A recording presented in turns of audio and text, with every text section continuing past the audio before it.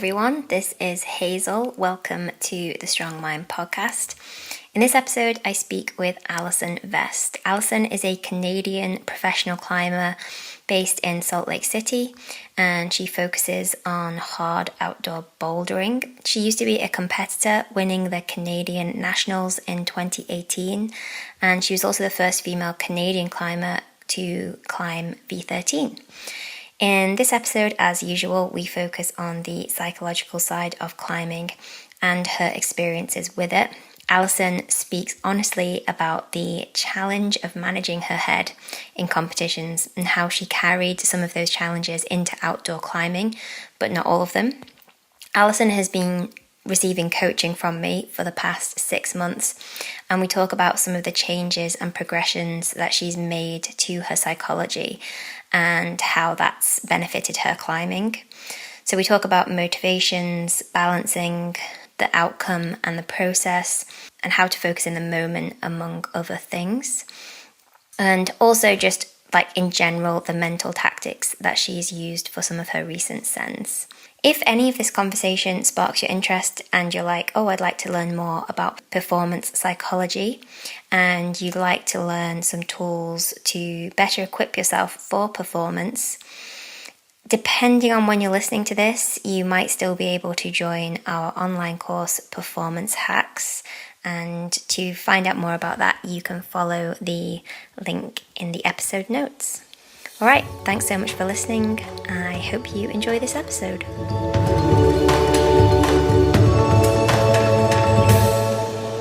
Hey, Allison. Thanks for joining me. Hi, how's it going? I love the awkward fake starts. I know. Yeah. That's why I like to record like from the beginning, but then there's always some problem with someone's Wi-Fi or someone's recording apparatus or whatever it is. So then you have to do the fake start. It truly seems like you can just never get it at first go, but cool. All right. So it might be nice maybe for people who don't know you to just kind of like give a kind of like, I hate it when people ask me to do introductions to myself, but just like, what's Allison Vest about? Can you give us a few sentences? Yeah, well, I currently live in Salt Lake City. I am a professional rock climber. I started climbing when I was 5, so I've been climbing basically my whole life, and competing when I was 10. And then I sort of transitioned out of competing a couple of years ago now and just climb on the rock full time, mostly bouldering with a dabble of sport climbing in there as well. Oh, I haven't heard of your sport climbing. You kept that quiet. Well, I haven't necessarily had any sport ambitions on the horizon, so that might be why. Okay. And then I also feel like maybe people know you from your like Instagram account where you post lots of either fun, silly games and challenges or like epic feats of strength. I feel like that's often the two types of posts. For sure. That's definitely quite common. Yeah, I think those fun challenges are also usually harder than they look. Like I usually am super sore the next day. And I don't know, I think that's like a big thing for me is keeping climbing fun, because I think my reflex is to take everything too seriously. So that's like a good reminder for me to have fun and not take everything too seriously. And then, yeah, usually the feats of strength are mostly finger strength related. And I've really like leaned into that in the past couple of years. Really, since I started climbing outside, I feel like you don't necessarily rely on that intense of crimp strength in comps. I mean, you'll get one hold here or there, but I didn't really know that was something I was really good at until I started climbing outside. So nice. Yeah, I want to get into the like taking things seriously and playfulness thing in a bit, because I find that, well, I imagine that a lot of people who see your account might think that you're not the kind of person to take things too seriously. So it would be cool to get into that. But first, I want to ask you a little bit about like what was climbing like for you when you started climbing, and like more specifically around your mindset. Like what did your mindset look like in your early days? Yeah, I mean, to be honest, I came by climbing really honestly. Like I would, my parents would send me to preschool, and I would be climbing on the jungle gym and the monkey bars so much that I would come home with my hands bleeding when I was, I think 4. So then my dad Googled climbing gym, and I had my 5th birthday party there. I think the birthday party thing is kind of a classic climbing origin story. but yeah, I don't know. I think it always just sort of made sense. Like it wasn't necessarily something that I even really wanted. It was just what I was doing at the time. So it just always, I think, felt really natural for me to be climbing. And I think at this point, like, I don't remember a time when I wasn't climbing, except I did quit for a year when I was a teenager and decided I wanted to become a dancer. And that did that for a year and then circle back. What made you circle back? It's hard to start being a dancer when you're 15. That's like a tough, and climbers aren't super known for being graceful on the flat ground. So it was a tough transition. I think I was going to be much more graceful and a better dancer in my head. And I just wasn't. And I think I also liked being good at things. So when I wasn't very good at it, I decided I would rather finish what I started and keep climbing. But yeah, I think just growing up in climbing, it always felt like, I think, like a safe space for me for that reason. I struggled in school with being a perfectionist and wanting to do everything and take all the classes I could and try to do all the extracurriculars. And I played all the sports in middle school and high school. I played basketball and ran cross country and track and played volleyball for a little bit too. But yeah, climbing just always felt like the place where I felt like most myself and felt the most natural. And I think I also struggled to be confident through all of those other things. And it was easiest for me to feel confident when I was climbing.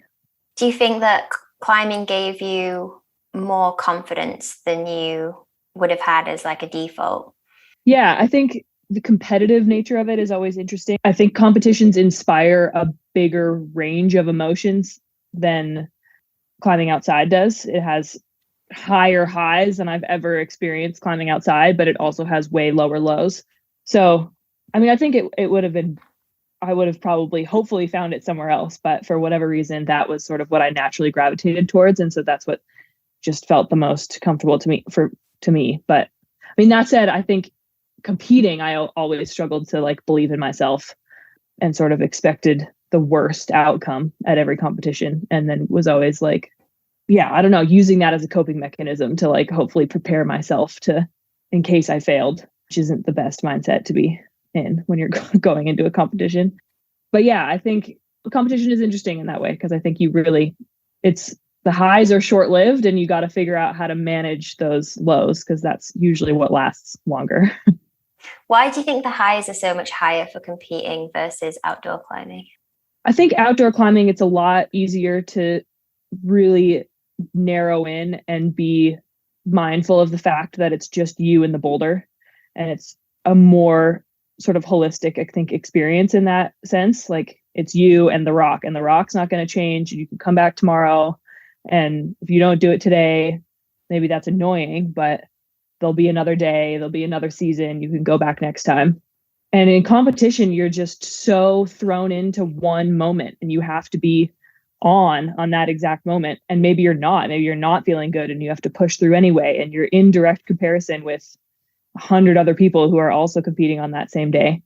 And so I think just how fast it is and how there's other people that are there directly. And there's a giant crowd sometimes of hundreds of people watching and the lights and the MC. And I think just there's so much stimulation going on from so many different directions. And yeah, I mean, sometimes you train your whole life for one big competition and it comes down to the last boulder and the last attempt in 30 seconds. And so you have this culmination of all of your years of training and you have to be on at one time. And those fleeting moments where it just works out in your favor, the rush of emotion is crazy.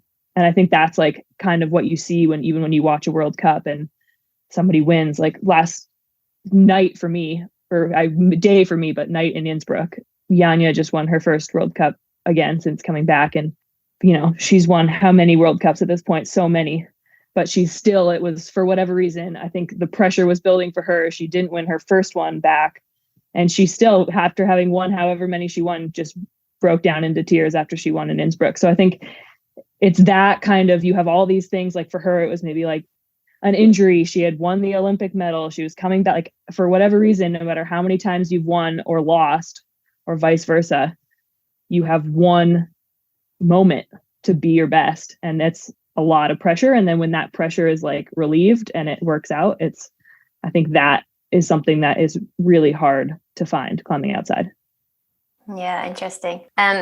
It's interesting as well because like everything you describe there is psychological, isn't it? It's like it's how you manage that pressure that's kind of the crux of competing, really. I mean, obviously, you all have to be really strong and technically up there and everything. But I guess all that goes to waste if you don't turn that pressure into like a good performance. How did you find that pressure when you were competing? Did you have any tools to manage it? And was any of that connected to your decision to move away from the comps? Yeah, I was definitely not very good at it. It's one of the reasons I stepped away for sure. I think my mind was always something that held me back. I think I tend to fixate on things and get obsessive about things and dwell on small details, which when you're competing, you only have 5 minutes on a boulder and then you'll never see that boulder again in your entire life. Like it's gone. And so I think I just started realizing that, yeah, psychologically, I just was better suited for projecting outside, because in my head, if I had to go back to the same thing like 100 times, I would do it. If I really decided I wanted to do something, I would, and I believed I would go back as many times as it took. Whereas in comps, it doesn't really work like that. Like you sort of have to be more open-minded about it and flexible, and also just sort of have a blind faith that if you just keep working, eventually you're going to get better. But it's not as easy to measure as it is when you're climbing outside. Like I climb this grade, even though grades are subjective too, or I'm working on this project and I'm getting closer and closer and closer and closer. In comps, you're sort of just like training to get stronger, but you don't really know what you're going to get. So you don't really know what you're training for necessarily. So it's a lot more kind of feels like a stab in the dark, unless you're, one of the best who's really proficient at everything. But yeah, psychologically, I didn't handle that pressure well. I think when I first started realizing that was I showed up to Canadian Nationals one year, and Alana Yip, who's one of the best competitive boulders Canada's had, she went to the Olympics, wasn't there. She wasn't competing. And then I walked into isolation and somebody just immediately said, "Oh, Alana's not here. Like, it'll probably be an easy win for you," or something. And I sort of realized that I was expected to win, and I had lived most of my life underperforming. I think probably mostly because of psychology. I always felt really strong, but I always would really crumble under the pressure and not quite get to where I wanted. And so, yeah, it was sort of the first time I'd ever not been an underdog. My first nationals when Alana was there, and I beat her by one attempt, and I was super not supposed to beat her. Like there was a camera crew even who had been told to like follow her around because she was like gonna win. Anyway, so that was random. And I like, it's not taking anything away from myself. Like I was really proud of myself for keeping it together in that moment and winning.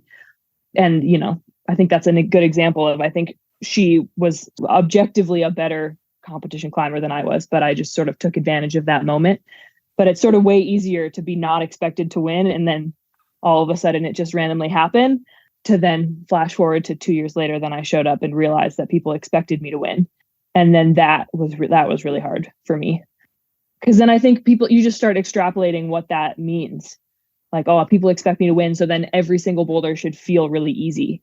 And then that's not how that works. So then when you pull on and something feels hard, then I would like panic. This feels hard. I only have 2 minutes left on the clock. And I would really start fixating, like I do, on just the tiny things and what they mean. And if I don't do this, maybe I'm not going to make semis. And then what if I don't make semifinals? And then that would be embarrassing. And then like it sort of would spiral into these, I guess more like obsessively negative expecting the worst outcome situations, sort of like preparing myself for what would happen if I didn't succeed.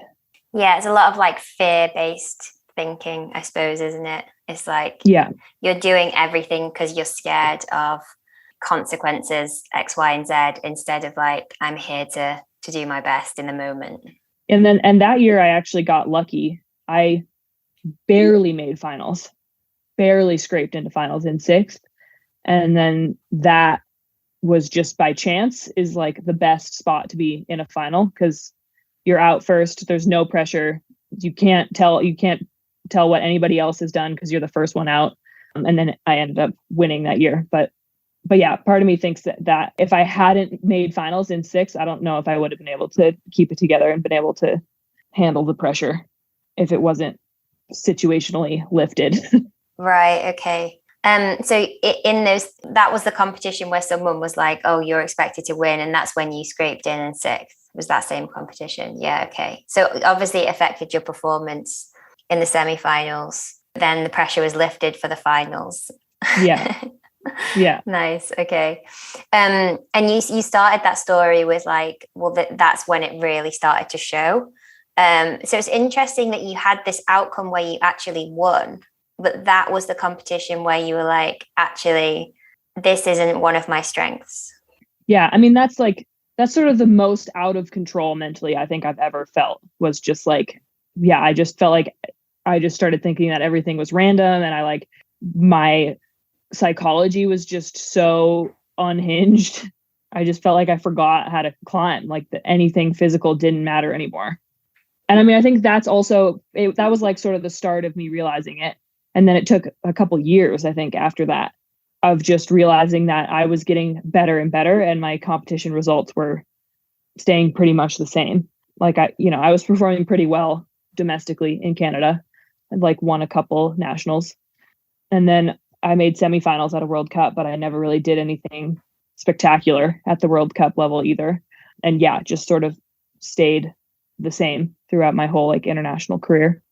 And yeah, like I said, I think competition climbing has so many emotions connected to it that it took me a long time to sort of separate, like, was I dreading going to this competition because I'm really nervous, or do I actually not want to go? Like, am I actually so miserable competing because like I don't like the pressure, I can't handle having to be on this exact day? And yeah, I think that took a long time for me to figure out, like, do I not want to go to this comp because I'm really scared of failure, or do I really not enjoy this anymore? And that was hard because I think I don't like giving up, and I don't like feeling like I'm giving up. But I'd also realized that I was not happy competing anymore, and that I wasn't handling the mental requirements of competing, and that I was just better climbing outside. And that was what suited my strengths better. And yeah, even just physically, I'm not very well-rounded. I'm pretty good at grabbing on small holds, and I've got a big reach. So like swinging sideways moves are easy, but that also means that pulling's hard, and I'm not great at slopers. And there's like other things that I'm not physically good at. And so climbing outside, you just are allowed to be less well-rounded. You just pick and choose which projects you want to take on. Or even if you did want to work on your weaknesses, then not doing well on those boulders doesn't define your career. You know what I mean? Whereas like not being well-rounded in a comp just means that you're unlikely to continue as a competitor, right? Like it doesn't disqualify you outdoors, it having big weaknesses. Because yeah, when you're competing, if you have a strength that for sure that like absolutely stands out, you're sort of just waiting for that to be what matters in a comp, like to get lucky and turn around in a set and be like, oh, this is what I'm good at. Like, nice. And then have the boulder that, there's sort of two options that would be ideal, is the boulder that's your weakness is either so easy that you can do it, or it's so hard that nobody can do it. And then it doesn't matter.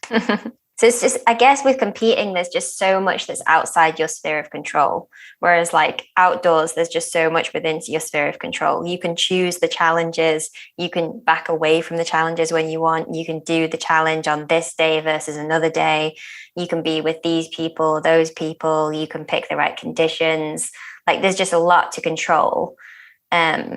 But I guess it does mean outdoors, though, that you can like pick more audacious goals. Like the boulders within a competition are never going to be the hardest thing that you've ever climbed. For sure. Yeah. So I guess there are other challenges with outdoors as well, where like, spending months on one boulder problem has its own set of psychological challenges that aren't present within competitions. Yeah. But in terms of that kind of crazy pressure, it definitely is less challenging. Yeah. And control was always definitely something for me too. I think that's like one of the first, I guess, mantras I remember ever being told, like growing up competing, was control that you can control and then let everything else go, and trying to focus on that in comps. But that, I mean, I think that pretty concisely sums up what was hard for me competing, was to let go of the things that I can't control. Because I would fixate on who's coming to this competition and how many, like I would count on the running order, like how many people do I think can beat me? And then I'd like, try to think about things in a very external way, and would really struggle to just think about it's just me and my climbing and focus on that, which was in my sphere of control. That was, I say was in the past tense, but I think that I struggled with that all the way up until I stopped competing. Yeah. Do you have a clear sense of like what the underlying mindset was there, if there was one, that was causing some of that negative thinking and like inability to let go of those things you couldn't control? Yeah, I think, like I said, I mean, it's sort of, I said that climbing always felt like a safe space where I felt like I was confident, but I think that was mostly sort of in just like a day-to-day training sense, like when I was in the gym, in terms of me being a confident person, like interacting with other people. But I think I always struggled to believe in myself and believe that I was good enough to be on the running order at a World Cup or in a semifinal at a World Cup, or like I always struggled to believe I was at that level. And so, yeah, I think it was always that. It was like, I never saw myself, if I looked at a running order, I never saw like, oh, if I have a good day and I climb well, like I can win this competition. Like that mentality, I always struggled to find. Even when I walk into isolation and somebody says, oh, well, tells me that I'm expected to win, I even immediately start being like, oh, well, she's here and she's here and she's here. And some days she's better than me and she's beat me before. And like that. So sort of thinking about where I stand amongst those people. And I always struggled to see myself belonging at the top, I think. I guess as well, when you kind of lack that self-belief around, feeling like you belong at the top, then it's almost like you're more attached to those outcomes as well, right? It's like you kind of need those results to reaffirm the belief that you can do it. And if you don't, then it feels like, I guess you start to feel really fragile in terms of your self-confidence. So it's like kind of like a bit of a bad recipe.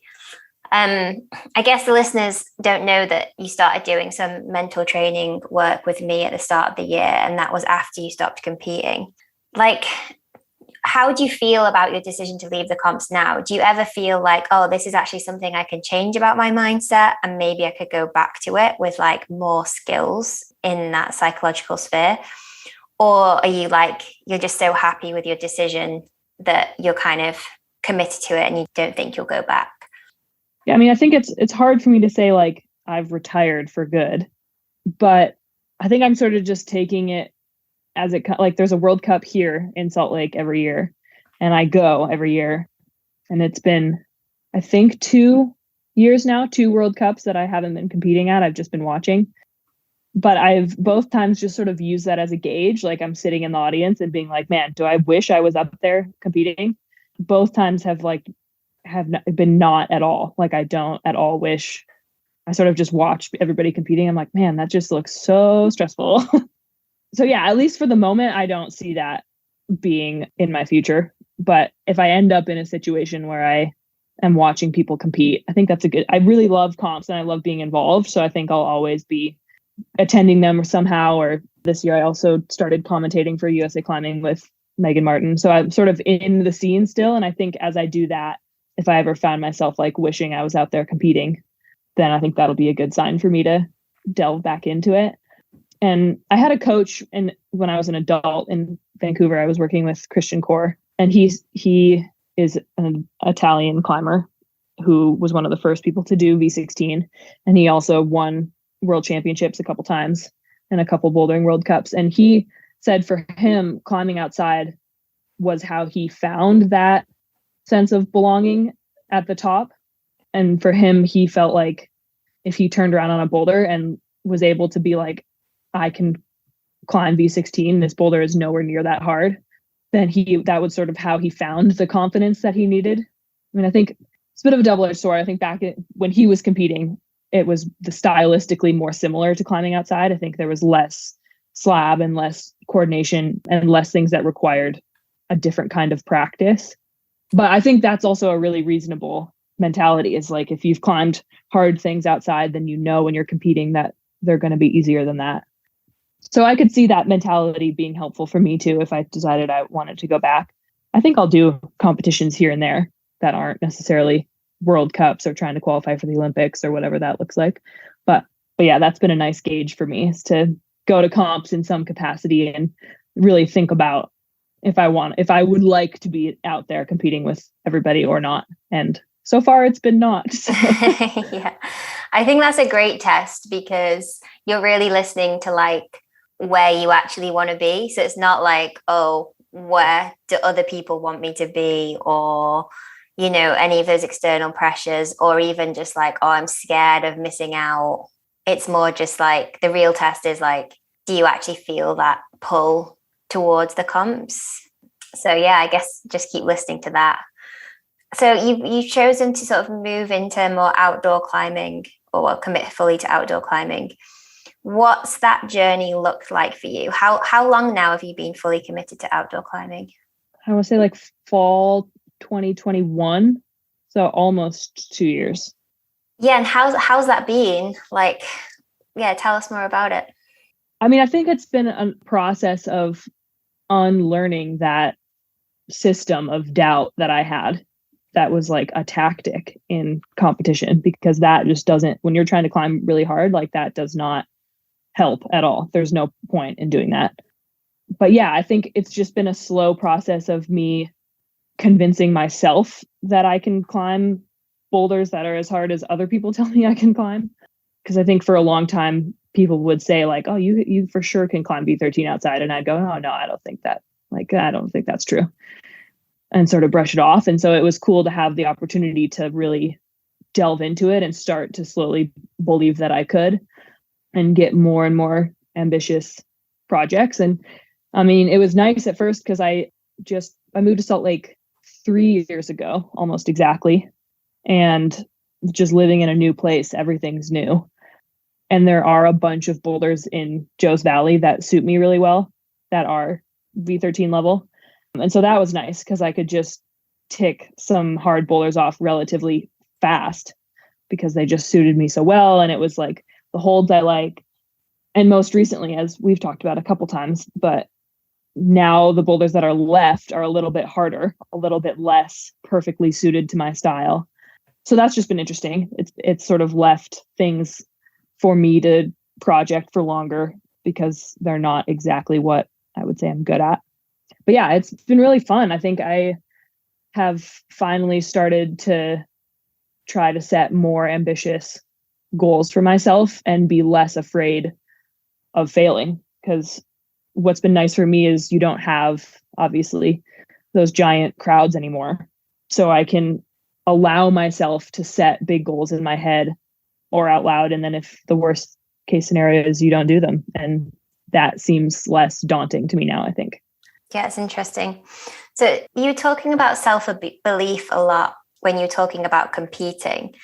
And it's interesting to me, like, because it seems like you're really building a lot of self-belief in outdoor climbing as you kind of pick bigger goals and like see them through to completion and learn a lot from the processes. But you obviously got like really good competition results in your career as well. So what do you think the difference is there? Like, why didn't you build self-belief when competing, but you have done with your journey with outdoor climbing? Yeah, I think I'm still learning it in outdoor climbing as well.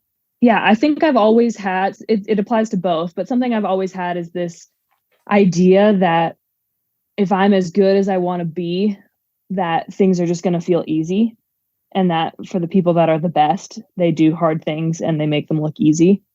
And so I think I struggle with that climbing outside too, is remembering that like I have to try hard. Like just because I'm going to do the boulder doesn't mean I'm just going to like float through it, even though it looks like that, maybe like on camera or from the outside or whatever. Like I think in my head mentally, I always think like, oh, if I'm going to do this boulder, it's just going to feel easy. I like when it doesn't feel easy, I almost give up sometimes when I'm projecting. Like the foot feels bad, or like I'm lining up to go to the next hold and all the holds feel bad because I'm pumped. And then I sort of just am like, oh, well, this isn't the time I send. Where if I look back on some of the hard things I've done, that's not true at all. Like you usually have to try pretty hard to climb something that's hard. In those moments, can't you just get Adam Ondra on the screen and just listen to all his power screaming and be like... I know. But yeah, I think that was something in comps too. I would just like maybe not try as hard as I could all the time just because something didn't feel easy. And so I would think I was doing it wrong, or I wouldn't trust that I had the right beta or whatever that is. And I also think I would really internalize bad results too.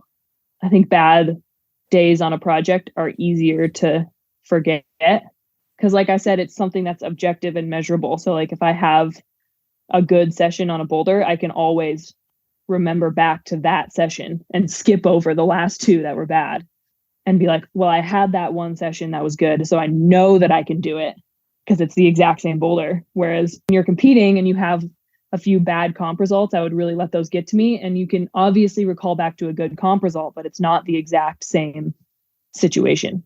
So then you can sort of just like make excuses and say, oh, well, that day I had X, Y, and Z helping me out, sort of thing. Yeah. Or like, I won that day, but the person who came in second had a really bad day. So that's abnormal. That was just lucky. Like, I think at a lot of points, I was quite negative on myself. Like, I think the times when I did well, it was luck. And the times when I did badly, I was like, that's really where I am at. So I think I would really internalize and relate to those poor experiences and then write my successes off as luck. Yeah, which I guess, even though it's not quite right if you're looking at it objectively, but when things are outside your sphere of control, you're more able to do that. Whereas because if outdoor bouldering is more within your sphere of control, you kind of like have to be proud of yourself and take the wins because you're like, well, I actually controlled all those things. You can have a good conditions day, but it's not enough it doesn't matter how good the conditions are, they're not going to float you up the route. But if literally everyone else drops out of the condition, out of a comp, and you have the worst day, you still win. Yeah, exactly. Yeah, well, and I mean, and outdoor bouldering sometimes, or sport climbing, or any discipline, sometimes it does take luck. You have to hit that hold right, and sometimes you just wait for the time that you do. But you have the time, and you can go back to it, and you can sort of just wait for that time when you get lucky. Whereas I think I would always, when I was competing and I did well, I would always say like, oh, that was just this crazy, like stars aligned. And then I pulled it out of the bag. And like, that was just this wild coincidence situation. And yeah, I think I always struggled to internalize those moments as wins instead of the negative moments as losses. Yeah, it's interesting. Now that you're climbing outdoors, what of that kind of, you said you've got like a weakness around your psychology. What's carried over? What hasn't carried over? And what are you still kind of currently working on with your mindset, specifically for outdoor bouldering? Yeah, I think definitely being able to like fight and try hard, even when it doesn't feel easy, is one of them for sure. Because I've also, sounds weird, but I've also done pretty hard boulders that have felt not so hard to me, just because like I said, they've been exactly my style. And so it's been way easier for me to like continue to try hard. But yeah, I think to not go into a negative spiral like I would in competitions, I think that's easy for me to do outside too. Try the boulder one time, and the first day, or not the first day, but you go for a session on your project and you try one try and it feels bad because I mean, if I look at it now when I'm not sitting under the boulder and I'm able to be level headed, I'm probably not warm yet, or I like hit the first hold wrong or whatever. It's like your first try. But my tendency is to, as soon as I try it, just be like, oh, it feels bad. It's not going to go today. I feel terrible. The boulder feels terrible. All the holds feel bad. Like, I think it's been me trying to learn to be patient, even just within the same session, and still focus on the things that I can control and let go of the other things and be able to be more mindful and focus on the process. Because I think you are allowed to do that in a much more immediate way climbing outside versus competing. Because like focusing on the process when you're competing is like this whole huge sphere of like, I'm focusing on my training every day and like getting stronger. And you have to be so much more internal and focused on just you. And so it's been easier for me to learn to be mindful while climbing outside, just because there's other things to focus on. And so we've talked about a couple mental tactics, but my latest ones that I've been enjoying is just like looking away from the boulder and focusing on like, I'm outside and it's really beautiful where I am, and like being grateful to just be outside and to be able to climb on this boulder and to live somewhere where climbing is easily accessible and all these things. And I think that ability to have gratitude for those things has been something that recenters me instead of just sitting under the boulder glaring at all the holds. So yeah, I think it's been easier for me to learn mindfulness climbing outside because it's more obvious to me for some reason what the process is and what I should be focusing on. I guess there's fewer distractions as well. Like, it's really hard to be present when there's so many things that are distracting us, and like a crowd full of people shouting and competitors around you performing, and their performances all affect your result. You know, that's pretty distracting, isn't it? I mean, there's probably not much that anything else that could be more distracting than that. Whereas like being in nature, already you're calmer, already you're more able to be present. So yeah, I can totally see that. I used to do the comps, but it's so long ago now. And it was just such a different thing back then. Like, it just wasn't as serious.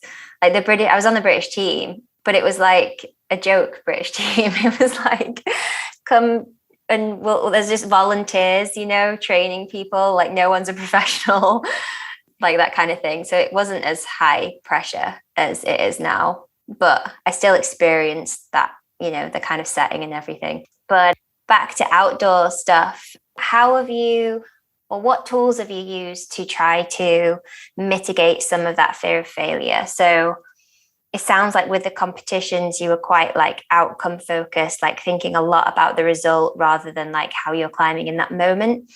And you've mentioned that like you use tools when you're out of the boulders. Is there anything that you've been doing around your mindset that, you know, help you let go of the outcome a little bit? Because I guess in outdoors, there is still pressure, isn't there? You know, like maybe you could talk about it in relation to the pagan poetry sit, which you just did, because you did try that quite a few times. And I guess when we start to invest in something outdoors, we can start to become pretty attached to the outcome and fearful of not succeeding. Yeah, I mean, I definitely have that for sure. It's hard for me to have a strategy and use it in a moment. I think that's like what we've been working on. So I've been doing it backwards. I think like thinking about what mentality I want to have when I'm not there. And then hopefully eventually it'll be able to happen in the moment as well. I think I just was able to like aware of the fact that I enjoyed going there. Like, I like driving Boulder. I like going there alone with all my pads and setting all the pads up and chalking all the, like, I really genuinely do like the process. I like that boulder a lot. I really like the moves.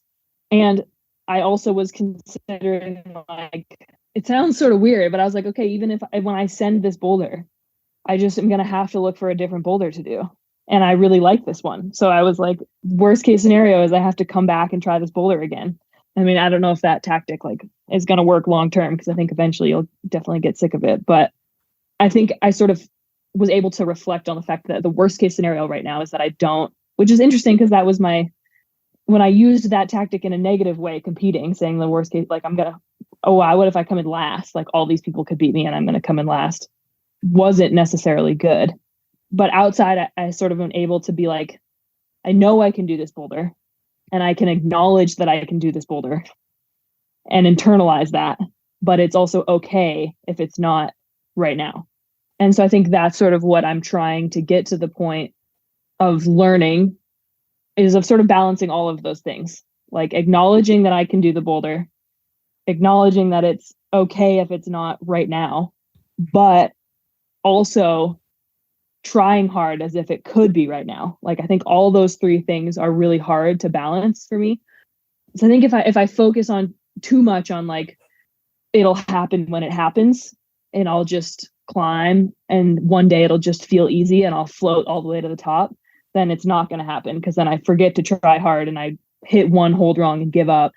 So yeah, I think that's been the struggle for me outside mentally, is learning how to balance those three things, but then also trying hard like it was going to be that day.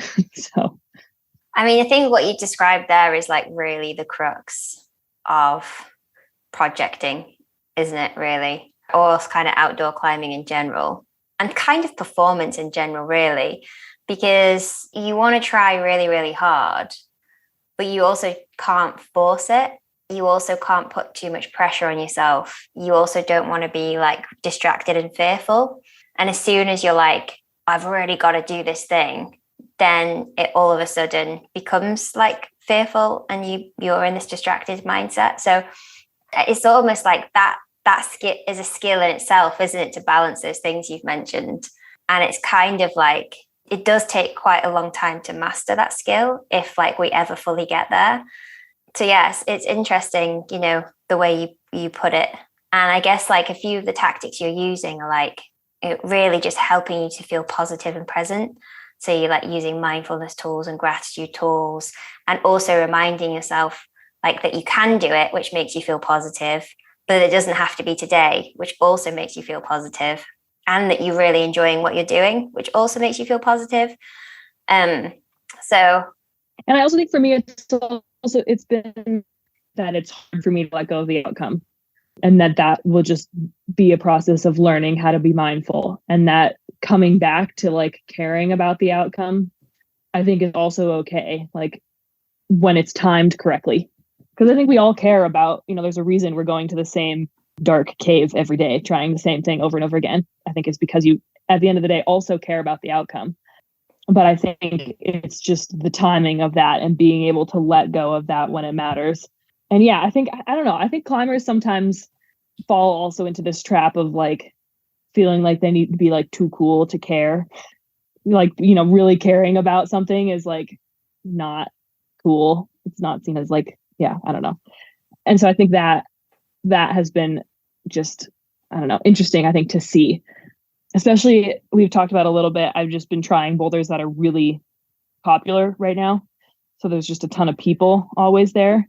And I think that has been a hard vibe for me to get right. Because I think a lot of people that are there, which is fine, are like there just like touching the holds of it because it's cool and it's all over Instagram and it's a popular boulder. And so they're just like seeing if they could do one of the moves, and they're just like hanging out and it's sunny and they're like drinking, like whatever the vibe is. Whereas like I am like super committed to this one boulder, and I've been to this boulder 9 sessions in a row, and I really want to do it and I really care about it. It's just like a totally different vibe. And so that it has also been a struggle to like want your mindset to be so perfect, but then have other people there that have a different value, I guess, in the outcome, just because whatever, they're on vacation, it's their first time there. And so that, I mean, on that pagan boulder in particular, that was key actually to doing it, was just ending up being there when nobody was there, so that I could be in whatever mindset I needed to be in, and it wasn't affected by other people. Yeah, that's really big. And didn't you also listen to music on that as well? And that really helped you get in those like right arousal levels, like the sort of like the right kind of try hard and alertness versus also like not too amped up. Yeah, I know, I totally did. That was really key for sure, was I think I was resistant to it just because like, I mean, I just didn't want to be that guy that like has headphones in at the boulder. I don't know. That just, you're always like, wow, we're out here. It's such a nice day. We're out in nature. And this girl's just got headphones in on the boulder. So I think I was resisting being that person. But I think at this point, it like helps me so much to be able to be focused on the climbing and to try hard that it's worth being that guy. You were also on your own that day as well. So it wasn't like you were just like being rude, like, bye guys, I'm closing you out. It's true. And at least I wasn't playing it out loud. So yeah, that's even worse. Exactly. It's interesting what you're saying about the outcome there, because I guess that really what you're talking about is like what our motivations are. Like, what are we motivated for? Is it to tick the boulder, or is it to like have experiences on the boulder? And I think there's sort of different schools of thought around that. And mine is that you kind of want both.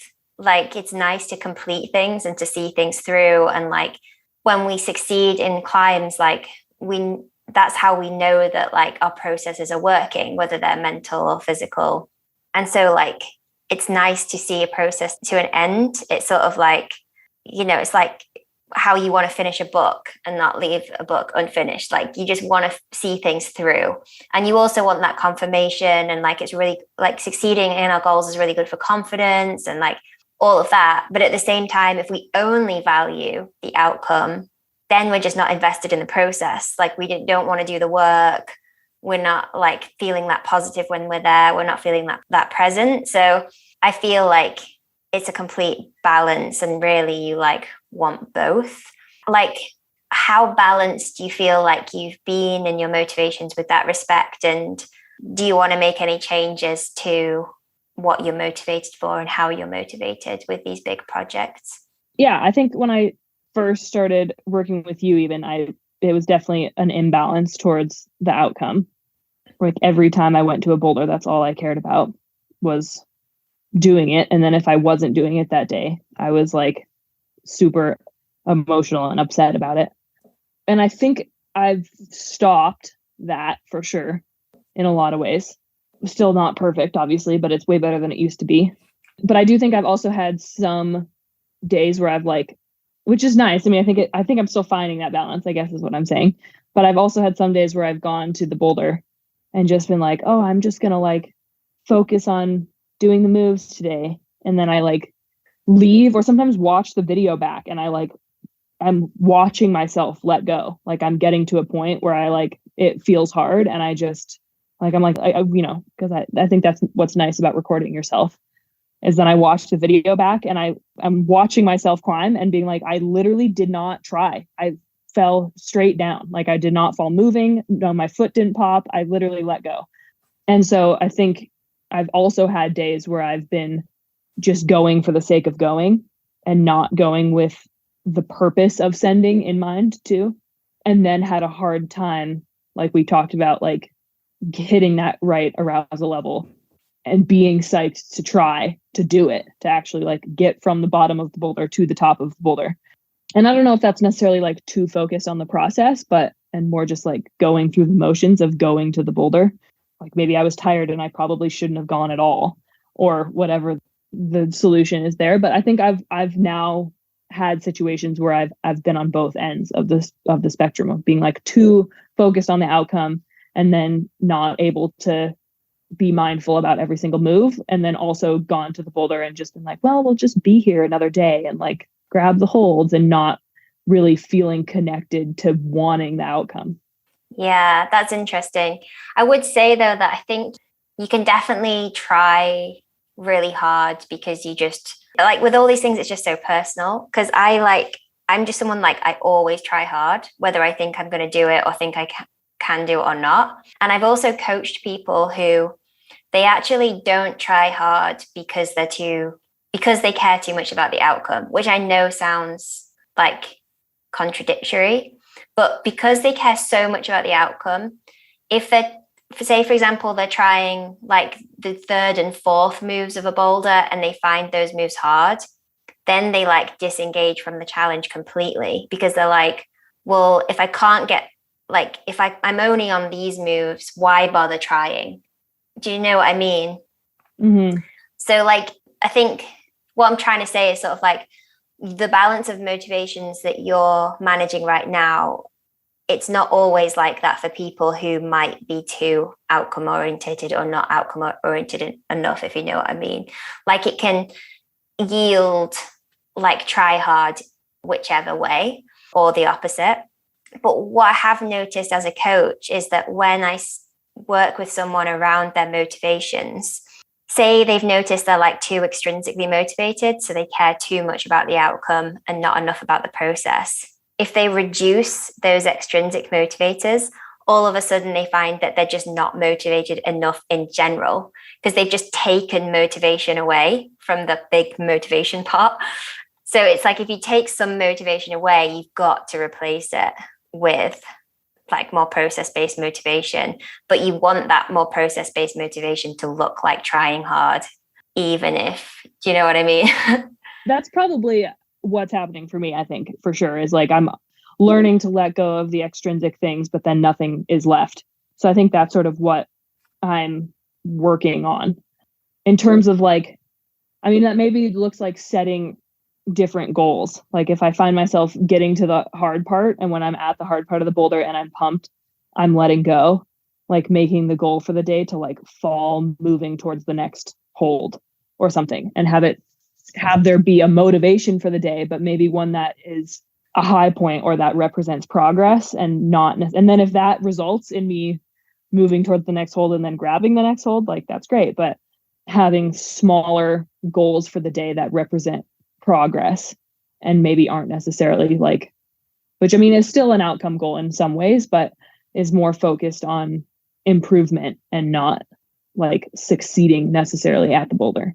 Yeah. And then you can also have the process goal of like, today I succeed if I actually just try my hardest. Like, and so it's open-ended because I guess you can kind of try harder or you can try harder on a different higher up the boulder problem or whatever. And sort of like, you can also have that motivation. Like, yeah, I really enjoy trying hard. So it's motivating for me to have that as an intrinsic motivator. Just, I like sort of trying hard. And yeah, I guess like what you're working towards is to kind of like get that balance right. Do you feel like you've experienced that yet with any of your recent projects where you felt like you've showed up and like the balance has just been right and it's really helped your performance that day? I think I have, but I think funnily enough, I think it's been both the times that I can think of have been times when I haven't actually done the boulder. Like it haven't been like, I think both times have been unexpected because there was no pressure necessarily. And both times have been times where I got like a really good high point on a boulder and then thought, oh, if I come back rested, I'll just do it. And then both times then have created too much outcome pressure after the fact and then had multiple sessions of like regression because I had a high point and now I'm like, so I think I've had times when the psychology has been really perfect and then worked to a high point and then both times have regressed backwards for multiple sessions. And then, yeah, and then the send wasn't necessarily perfect either. That was sort of more of a battle through the mental things. But yeah, I think hopefully it'll be more consistent and that won't necessarily be a trend forever. But I think I definitely have had moments where it's felt close to perfect. Nice. I mean, that's cool because that's so hard to do. You know, we don't talk about this enough in climbing about, you know, that perfect balance of caring but not caring and being process and outcome oriented. And I think it's also important to see that like really good performances are separate from sending. You know, you can have like a really amazing performance where you were like really focused in the moment, but if that's just not the day that you sent, then it's not the day that you sent, you know, because maybe some other physical factors kind of prevented you from sending that day. Yeah, for sure. So I'll wrap up soon, but I just wanted to ask you, what goals, I mean, you don't have to tell us what your goals are, but I'm just interested, like, you know, you're obviously working a lot on your psychology. How does that fit in with some of the big goals that you have set for yourself or that, you know, maybe aren't fully defined yet, but are kind of like the dream for the future? Yeah, I mean, I think just generally, I think the most sessions I've ever put in to a boulder is 10-ish, give or take a few, which feels like a lot in the moment, like when I'm working on something, but I think in the grand scheme of thing isn't that many. So I think I would like to find something that's hard enough that it feels out of reach, but that I can convince myself is possible. That might take multiple seasons or multiple tens of sessions, but that'll require a different kind of psychology than I've had in the past. Just obviously coming from comps, the thought of spending more than 10 sessions on the same boulder is wild, but that's how people do their hardest projects. So I think, yeah, I want to find a boulder that I feel like really suits me and that feels possible, even if it feels really hard, and commit to focusing on the process enough and still being able to feel confident that it'll happen one day. But yeah, I think that psychology is really going to need to be dialed if I want to delve into something that is hard for me. Nice, cool. Well, I mean, it's great that you've got these smaller goals where you can learn these skills, right? Because you can't just go from competing to picking that massive goal because you won't have built those skills. So Yeah. It sounds like you're on a really good journey with it. Hopefully. Yeah. Cool. Well, thanks so much for that chat. It was really interesting. I think people will be able to like take a lot away from it and probably can relate to a lot of it, even if they don't climb as hard as you do or have competed. Yeah. I mean, I think that's what's really cool about climbing is it's just whatever level you're at, it's the same battle really at the end of the day. So especially when it comes to psychology, you know, all the same things are going on for you if it's your 6A project or your 9A project or whatever. Yeah, for real. Nice. Cool. Thanks, Allison. Thanks.